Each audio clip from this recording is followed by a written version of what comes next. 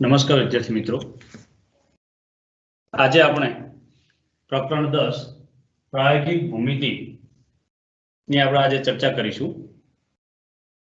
તો આપણે થોડું પહેલા પૂર્વ જ્ઞાન યાદ કરીએ કે ધોરણ 6 ની અંદર તમે પ્રાયોગિક ભૂમિતિની અંદર થોડા ઘણા આકારો વિશે ખ્યાલ મેળવ્યો હતો અને એ આકારો કેવી રીતે દોરવા એ પણ તમે શીખ્યા હતા। જેમ કે આપેલા માપનો રેખાખંડ દોરવો, આપેલા માપના રેખાખંડ પર લંબ દોરવો, ખૂણો, ખૂણાનો દ્વિભાજક અને ત્રિકોણ વિશે આપણે થોડો ઘણો ખ્યાલ મેળવ્યો હતો। હવે આપણે આગળ પ્રાયોગિક ભૂમિતિની અંદર આપેલ રેખા કેવી રીતે દોરવી એના વિશે ખ્યાલ મેળવીએ। તો સમાંતર રેખા માટે પહેલા તો સમાંતર રેખા શું છે એનો ખ્યાલ આપણને સ્પષ્ટ હોવો જોઈએ। આપણે આગળના પ્રકરણોની અંદર જોયું છે કે સમાંતર રેખા એટલે એવી રેખાઓ કે જે ક્યારે એકબીજાને છેદતી નથી અને ગમે તે બિંદુથી એમની વચ્ચેનું અંતર જ્યારે પણ માપવાનું થાય છે ત્યારે એ અંતર હંમેશા સમાન જ મળે છે। જેના ઉદાહરણ તરીકે આપણે લઈ શકીએ રેલવેના પાટા। રેલવેના જે બે પાટા છે એમનું ગમે ત્યાં તમે અંતર માપશો તો હંમેશા સરખું જ મળે છે અને એ ક્યારેય એકબીજાને છેદતા નથી। તો સમાંતર રેખા માટેની આપણે એક નાની પ્રવૃત્તિ પહેલા કરી લઈએ। આપણે પ્રવૃત્તિ જોઈ લઈશું કે પ્રવૃત્તિ શું છે। તો મારી પાસે એક કાગળ છે, એ કાગળને આપણે અહીં મેં જે પ્રમાણે આકૃતિ દોરી છે એવી રીતે વાળીશું કે પહેલા એને ગડી વાળવાનો છે આડો। તો અહીંથી હું એને ગડી વાળું છું કે આવી રીતે। જ્યારે આપણે ગડી વાળીએ ત્યારે એના બંને છેડા એકબીજાને સરખા થાય એવી રીતે ગડી વાળીશું અને પછી એને આવી રીતે દબાઈ દઈશું। હવે આ કાગળની વચ્ચોવચ્ચ મને એક લીટી જેવું મળે છે જેને આપણે કહીશું રેખા। તો આપણી પાસે આ જે મળે છે એ શું છે? રેખા એલ છે। હવે આ કાગળને આપણે ઉપરથી વાળવાનો છે। ઉપરથી વાળીશું ત્યારે શું થશે? તો અહીંયા જોઈ લઈએ કે આ કાગળના જે બે છેડા છે ઉપરથી એ ભેગા કરીશું અને પછી એને આવી રીતે દબાઈ દઈશું જેથી જે રેખા એલ આપણે કહી હતી કે આડી જે રેખા એલ હતી એમાં એક આપણને ઊભી રેખા મળે છે। આ જે રેખા મળે છે ત્યાં અહીંયા બનતો ખૂણો એ તમે કોણ માપકથી માપી જોશો તો તમને 90 અંશનો ખૂણો મળશે। આ થઈ રેખાને લંબ બીજી રેખા તમે દોરી શક્યા। હવે આ લંબ રેખા છે એના ઉપર જ આપણે રેખા એલ ને સમાંતર હોય તેવી બીજી રેખા મેળવવી છે। તો એના માટે ફરી કાગળને આપણે જે રેખા એલ છે એના ઉપરના ભાગને એના ઉપર ગડી વાળીશું। એટલે હું આ કાગળને હવે આખો નથી વાળતો, આટલેથી જ ખાલી અડધા જ કાગળને રેખા એલ સુધી લઈ જઉં છું અને આવી રીતે બે છેડા મેળવી અને દબાવી જઉં છું। હવે તમને જોવા મળશે કે કાગળ ઉપર કેટલી ઘીસી થઈ છે? 1, 2 અને ઊભી 3। તો આ જે છે એ રેખા એલ છે। આ જે બીજી આડી છે એને આપણે રેખા એમ નામ આપીશું અને આ જે ઊભી રેખા છે એને નામ ટી આપીશું। તો અહીં રેખા એલ અને રેખા એમ એકબીજાને કેવી છે? સમાંતર છે। જ્યારે ઊભી જે છે એ રેખા ટી છે જે એને લંબ છે। તો હવે જે આપણે રચના કરવાની છે એના અંદર આપણે આ બે રેખાઓ એટલે કે સમાંતર રેખા દોરવાની છે। તો સમાંતર રેખા દોરવા માટે આપણે એક છેદિકાની જરૂર પડશે। આપણે જે આગળના પ્રકરણની અંદર શીખી ગયા કે સમાંતર રેખાની છેદિકાના ગુણધર્મો હતા, એ કોઈ એક ગુણધર્મનો ઉપયોગ કરી આપણે બે રેખાઓ સમાંતર છે એવું આપણે મેળવવાનું છે। તો ચાલો આપણે એની રચના કરીશું। હવે આપણે સમાંતર રેખા દોરતા તો શીખી ગયા। હવે આપણે આગળની રચના જોઈ હોય તો ત્રિકોણ વિશેનો આપણો બેઝિક ખ્યાલ પહેલા મેળવી લઈએ। તમે ધોરણ 7 ની અંદર આગળના જ પ્રકરણની અંદર અનુરૂપ ત્રિકોણ વિશે ખ્યાલ મેળવ્યો છે। તો આ ત્રિકોણ છે શું? તો ત્રિકોણ વિશે તમે ધોરણ 5 ની અંદર અને 4 ની અંદર પણ થોડું શીખી ગયા છો કે ત્રિકોણના કુલ અંગો કેટલા છે। તો ત્રિકોણના અંગો સરસ 6 છે। કયા કયા છે? બરાબર, 3 બાજુ અને 3 ખૂણા। તો ત્રિકોણના જે 6 અંગ છે, 3 બાજુ અને 3 ખૂણા, એના આધારે આપણે શીખ્યા હતા અનુરૂપ ત્રિકોણો। તો અનુરૂપ ત્રિકોણની અંદર આપણે એવું શીખ્યા હતા કે કોઈ એક ત્રિકોણના ગુણધર્મો એ બીજા ત્રિકોણના ગુણધર્મોને મળતા હોય તો તે એકબીજાને અનુરૂપ ત્રિકોણો છે। એટલે એમની ગુણધર્મોની અંદર બાજુ અને ખૂણાઓની વાત થતી હતી। હા, ત્રિકોણ દોરવો હોય તો ખાસ આપણે આ બાબતનું ધ્યાન રાખવું જોઈએ। અને એ વખતે પણ તમારે આવતું હતું કે જ્યારે પણ ત્રિકોણની રચના કરવી હોય અથવા કોઈ ત્રિકોણ દોરવો હોય તો એના માટેનો નિયમ છે કે ત્રિકોણની કોઈ પણ બે બાજુના માપનો સરવાળો એ ત્રીજી બાજુના માપથી મોટો થવો જોઈએ। એટલે કે બે નાની બાજુ લો, એક મોટી અને એક નાની બાજુ લો, તો પણ એ બે બાજુના માપનો સરવાળો જે ત્રીજી વધેલી બાજુ છે એના કરતા મોટું માપ હોય તો જ ત્રિકોણ દોરી શકાય, નહીતર ત્રિકોણ દોરવું અશક્ય છે। આ એક ત્રિકોણનો પાયાનો નિયમ છે। આપણે આગળના પ્રકરણની અંદર એવું શીખ્યા હતા કે 3 બાજુના માપ આપેલા હોય ત્યારે આપણે ત્રિકોણ રચી શકીએ છીએ। બીજું એવું છે કે બે બાજુ અને અંતર્ગત ખૂણો આપ્યો હોય ત્યારે આપણે રચી શકીએ છીએ ત્રિકોણ। ત્રીજું માપ છે બે ખૂણા અને અંતર્ગત બાજુનું માપ આપ્યું હોય ત્યારે આપણે ત્રિકોણ રચી શકીએ છીએ। અને ચોથું છે કે કાટકોણ ત્રિકોણમાં કર્ણનું માપ અને કોઈ પણ એક બાજુનું માપ આપેલું હોય ત્યારે આપણે ત્રિકોણ રચી શકીએ છીએ। કારણ કાટકોણ ત્રિકોણની અંદર આપણને ખબર છે કે કાટકોણ ત્રિકોણ શબ્દ આવે છે તો કાટકોણ ત્રિકોણમાં એક ખૂણો કેવો હોય છે? સરસ, કાટખૂણો હોય છે। એનો મતલબ કે એનું માપ 90 અંશ છે। એટલે આપણે પહેલેથી જ એનું એક માપ તો આપણે જાણીએ છીએ। બીજું છે કર્ણનું માપ અને એક બાજુનું માપ, એ આપણને આપી દેવામાં આવે। એટલે ઓછામાં ઓછા 3 માપ આપણને કોઈ પણ આપ્યા હોય છે ત્યારે આપણે ત્રિકોણની રચના કરી શકીએ છીએ।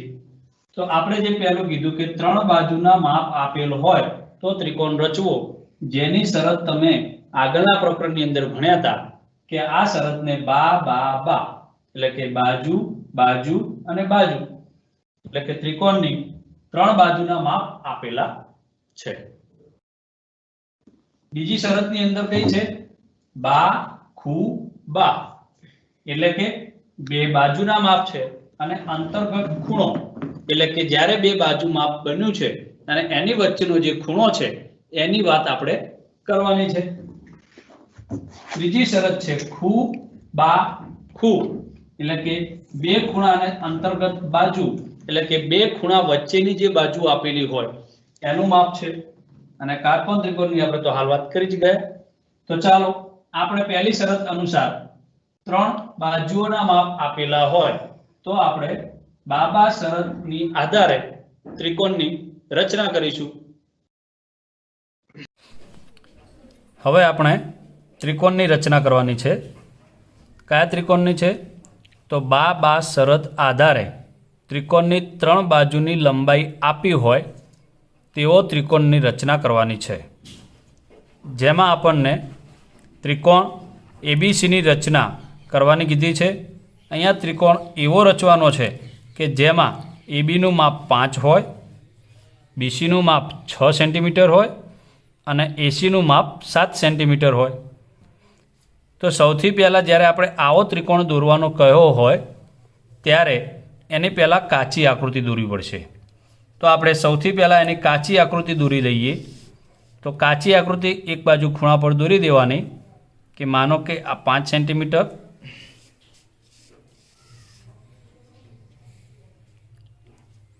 આ રહ્યું 6 સેન્ટીમીટર અને આ રહ્યું માપ 7 સેન્ટીમીટર જેવું છે એવું આપણે માની લઈએ કે આ જે મેં માપ દોર્યું છે એ 5 સેન્ટીમીટરનું છે, આ છે એ 6 સેન્ટીમીટર છે અને આ જે છે એ 7 સેન્ટીમીટરનું માપ છે. તો આ ત્રિકોણ એ બી અને સી છે. હવે આપણે આના જેવો જ ત્રિકોણ અહીંયા દોરવાનો છે, એટલે કે આવો જ એને અનુરૂપ બીજો ત્રિકોણ દોરવાનો છે જેમાં એ બીનું માપ 5 છે. તો આપણે હવે પેલી નોંધ કરી હતી એ ચેક કરી લઈએ કે બે બાજુના માપનો સરવાળો એ ત્રીજી બાજુ કરતાં મોટો થવો જોઈએ તો આ ત્રિકોણ શક્ય બને. તો પહેલું 5 + 6 કેટલા થશે? સરસ, 11 થાય. તો એ 11 એ 7 કરતાં મોટા છે, તો 7 કરતાં મોટા હોવાના કારણે આ ત્રિકોણ દોરવો શક્ય છે. તો સૌથી પહેલાં આપણે કોઈપણ એક બાજુનું માપ પટ્ટી વડે દોરી લઈશું. આપણે અહીંયા પાયા તરીકે બીસી 6 સેન્ટીમીટર આપણે લીધો છે કાચી આકૃતિમાં, તો આપણે અહીંયા પણ 6 સેન્ટીમીટરનો એક રેખાખંડ દોરીશું અને જે ફક્ત માપપટ્ટીના ઉપયોગથી દોરીશું. તો 6 સેન્ટીમીટરનો રેખાખંડ દોરવા માટે આપણે અહીંયા 0 અને 6 એની વચ્ચે એક રેખાખંડ દોરીશું.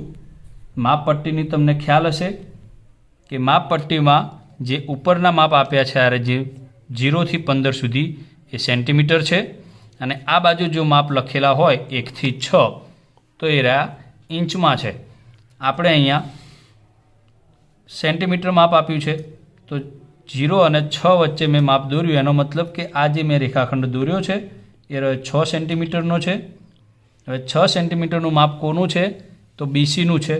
તો અહીંયા હું નામ આપીશ બી અને સી. હવે બી અને સી આવી ગયું, તો મારે હવે શું દોરવાનું બાકી છે? બિંદુ એ મેળવવાનું છે. હવે બિંદુ એ મેળવવા માટે મારે સૌ પ્રથમ પહેલો જે ચાપ મારવાનો છે એ કેટલા સેન્ટીમીટરનો હું લઈશ? 5 સેન્ટીમીટરનો. તો 5 સેન્ટીમીટરનું માપ લેવા માટે જો તમે સીધું લઈ શકતા હો તો સીધું લઈ શકો, અથવા તમે 5 સેન્ટીમીટરનો એક રેખાખંડ દોરી દો. પહેલાં કે આ 5 સેન્ટીમીટરનો રેખાખંડ દોર્યો. હવે આ 5 સેન્ટીમીટરના રેખાખંડનું માપ પરિકર દ્વારા આપણે લઈશું.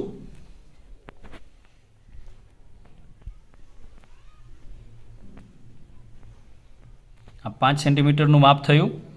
હવે આ 5 સેન્ટીમીટરનું માપ મારે ક્યાંથી દોરવાનું છે? બી બિંદુ આગળથી. તો હું બીને કેન્દ્ર રાખી 5 સેન્ટીમીટરનો એક ચાપ દોરીશ.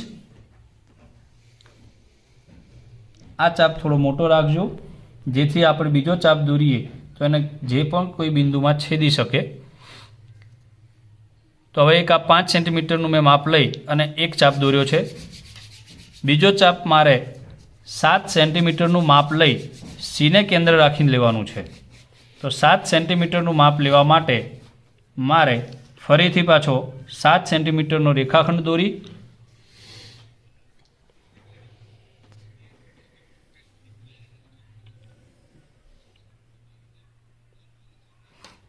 તો આ થયો 7 સેન્ટીમીટરનો, આ હતો 5 સેન્ટીમીટર, આ છે 7 સેન્ટીમીટર.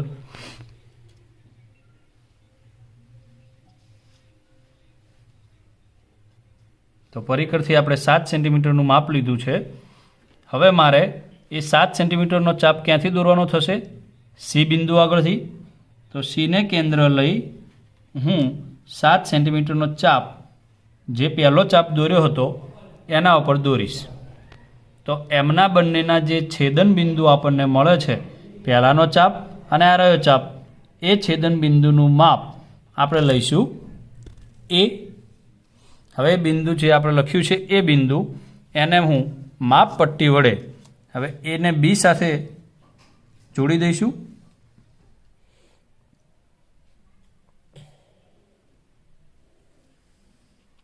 જ્યારે પણ રેખાખંડ દોરીએ ત્યારે બંને બિંદુ બહાર આપણને દેખાતા હોવા જોઈએ એવા રાખજો, નહીંતર માપમાં થોડું ઘણી ખામી આવશે.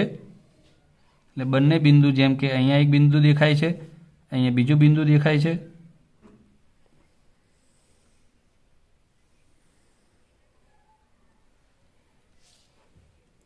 તો આપણે જે આ માપ દોર્યું હતું એ 5 સેન્ટીમીટર છે, આ માપ દોર્યું હતું એ 6 સેન્ટીમીટર હતું અને આ માપનો જે ચાપ માર્યો હતો એ 7 સેન્ટીમીટર હતું. હવે આપણી કાચી આકૃતિ અને આ આકૃતિ એકબીજાને મળતી આવે છે એટલે એ સમરૂપ ત્રિકોણો છે. માપપટ્ટી વડે આપણે લીધેલા માપ એક વખત ચેક કરી લઈએ કે અહીંયા જે આપણે દોર્યા છે એ માપ છે. તો પહેલું તો તમે જોઈ શકો છો 0 થી 6 સુધી એટલે કે બીસી રેખાખંડ 6 સેન્ટીમીટર છે.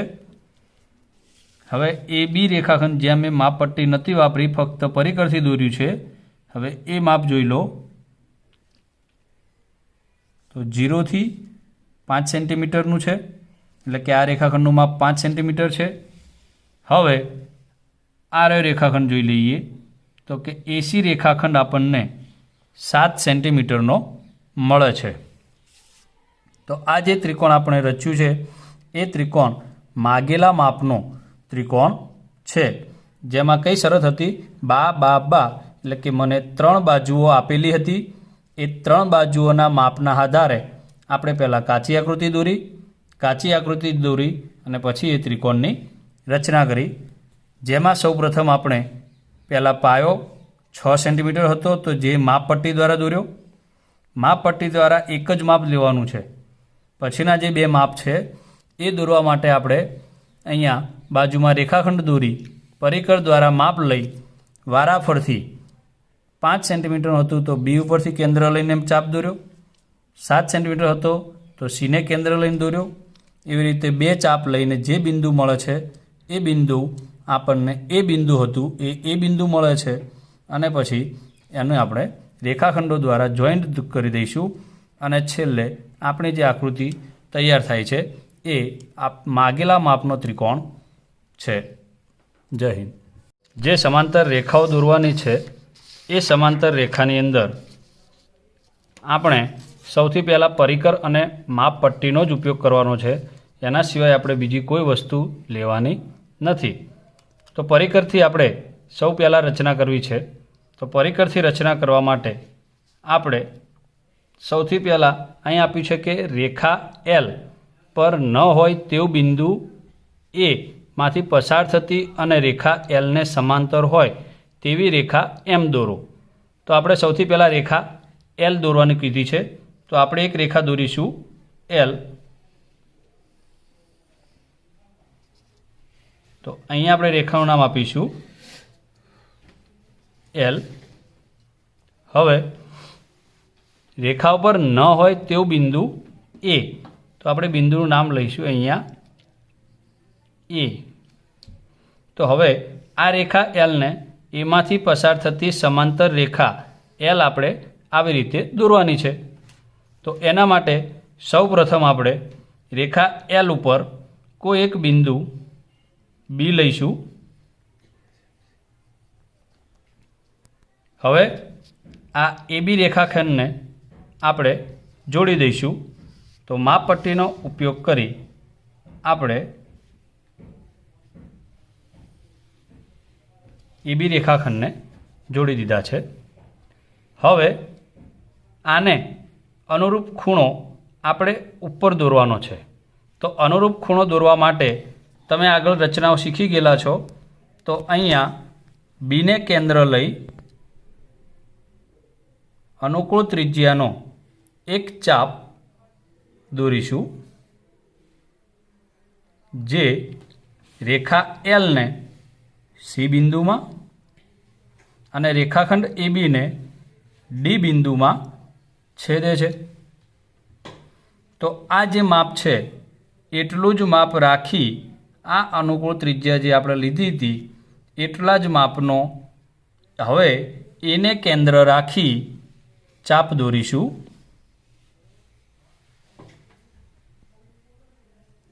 આ ચાપ રેખાખંડ એબીને ઈ બિંદુમાં છેદે અને આ ચાપનું નામ આપણે આપીશું એફ જી. હવે આ માપ અહીં આવી ગયું છે. સીને કેન્દ્ર રાખી મારે આટલા જ માપનો ખૂણો દોરવો છે, તો સી અને ડી જેટલું માપ લઈ હું એક ખૂણો એને કેન્દ્ર રાખી સી અને ડી જેટલું માપ લઈ એને કેન્દ્ર રાખી ચાપ દોરીશું, અને જે પહેલાંનો જે ચાપ હતો એને એચ બિંદુમાં છેદે છે, તો આપણે આ બિંદુને નામ આપ્યું એચ. હવે આપણને ખ્યાલ છે રેખા દોરવા માટે ઓછામાં ઓછા 2 બિંદુની જરૂર હોય, તો આપણી પાસે એ અને એચ બિંદુ આપણને જે મળ્યા છે, એટલે કે આટલા જ માપનો ખૂણો બને એવું એક અહીંયા આપણે રેખા દોરીશું.